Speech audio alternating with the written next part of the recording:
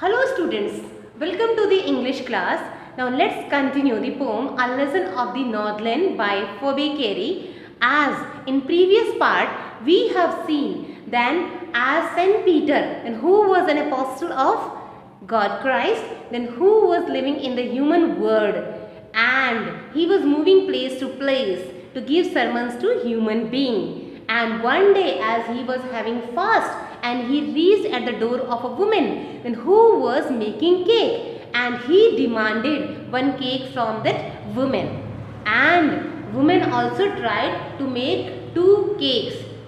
Two times she tried cakes as she was greedy, so she did not want to give that cake to Saint which she made for her earlier. She tried to make new one as smaller in size for Saint, but when she was about to give him, then it was seeming her bigger, so she denied to give.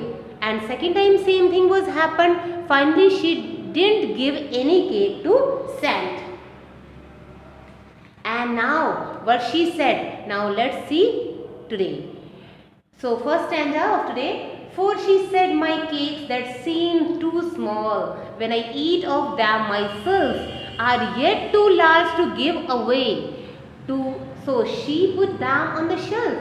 She said, woman said, then here, Saint Peter, my cakes, which seems very small to me when I make them for myself. But when I think to give these cakes to you, then they start seeming to me very large in size. And finally she put all the cakes on the shelf. Shelf means store place where she was keeping all the cakes earlier. So she kept all the cakes on the shelf in store. Now it means she was not ready to give any cake to Saint Peter. Now then good Saint Peter grew angry, for he was hungry and faint, and surely such a woman was enough to provoke a saint. Now provoke means irritate. Now good Saint Peter, then who was a messenger of God, then he became angry. Naturally he would be angry because he was hungry and he was about to faint, and he was feeling very lazy, and because of having fast for the whole day he was feeling very weak. So now as he grew angry, so to make him angry, for provoking him angry, then who was responsible for that? Naturally that woman who was having many cakes. Still she did not give any cake to her. So she made Saint Peter angry. Even it is not easy to make religious or saints angry because they are very calm-minded persons. But now if a person is hungry and he is about to fall down, he is about to faint, but he is not getting anything to eat, so naturally he would be angry.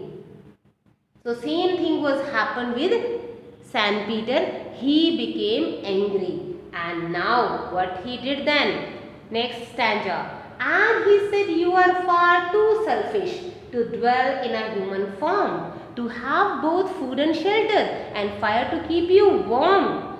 Now angry Saint Peter said, then as he became angry, as he was hungry and weak and needed some food, but when he didn't get, he said, hey selfish woman, you don't deserve to be a part of human being, human world. Then you are very selfish, you are very greedy to dwell. Dwell means live. You don't deserve to live in this human form and to have both food and shelter. You don't deserve to get food and shelter, and the fire which you are getting to keep you warm in this cold winter, as you are getting fire and food and all the things then which are needed for livelihood. It can be a warm fire, a house to live in, and good food for eat. Each and everything you are getting very easily. You don't deserve to get any of them. You don't deserve a human form. because you are very selfish. You think only about you. So you can't be called a human being. So you don't deserve to be a part of human world. Now next. Now you shall build as the birds do, and shall get your scanty food by boring and boring and boring all day in the hard dry wood.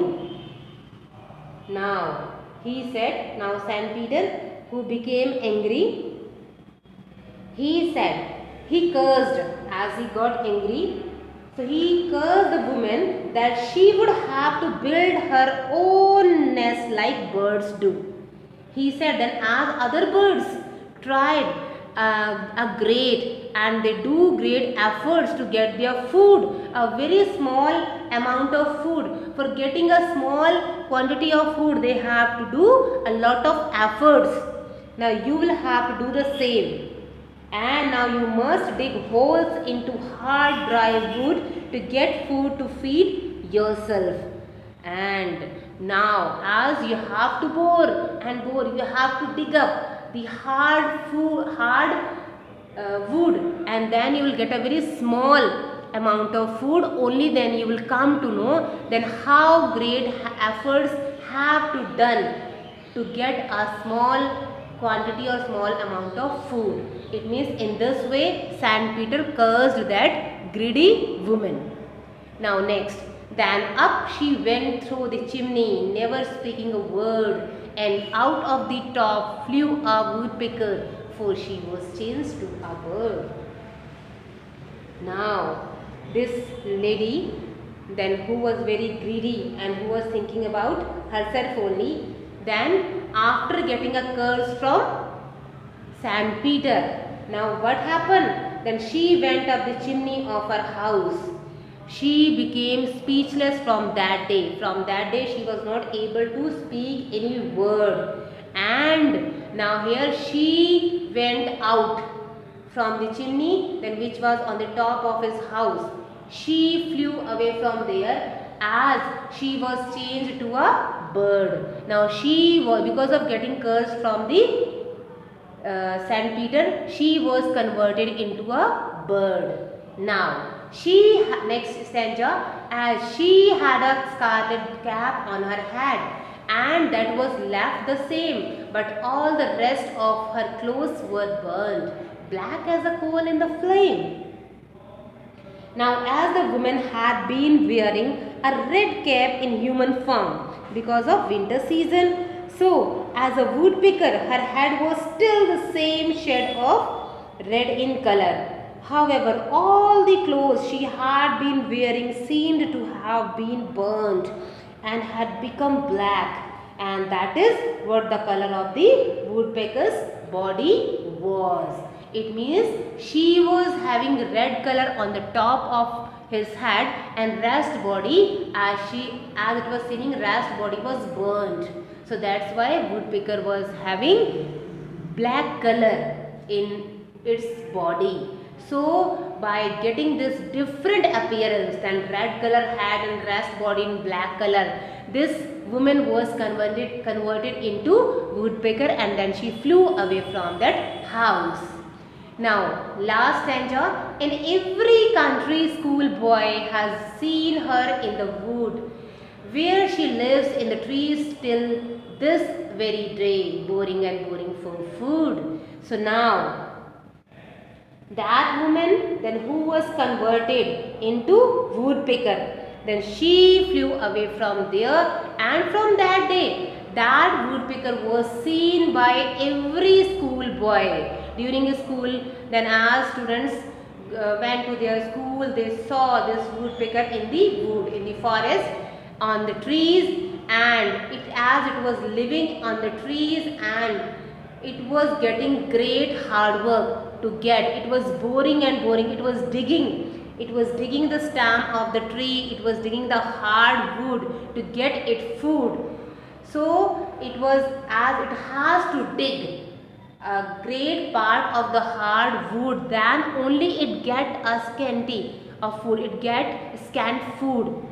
So as great efforts done by it, to get grade, to get a small amount of food. So these efforts were seen by each and every boy then who was passing away from there to go to school. Then these schoolboy then who were getting this story, who were hearing this story from their parents. So when they came to know about the story, so they also reminded then woodpecker then whom they see usually while go to school. So they remember then this was the same woodpecker which they used to see every day.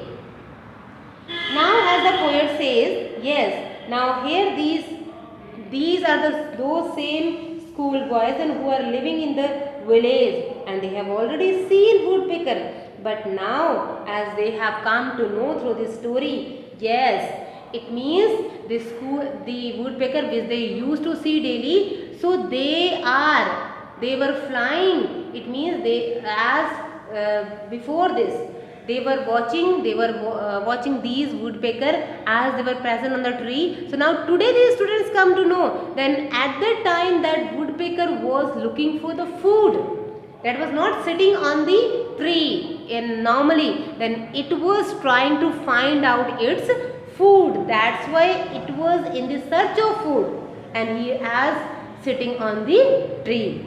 So through this story we have come to know the story of a woman then who was greedy, self-centered, who thought about himself, and finally as a result she was cursed by Saint Peter and she was converted into woodpecker.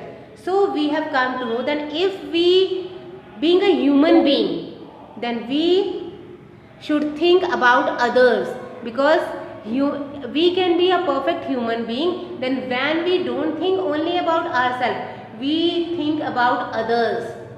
So in that way we can be considered, we can be called a real human being.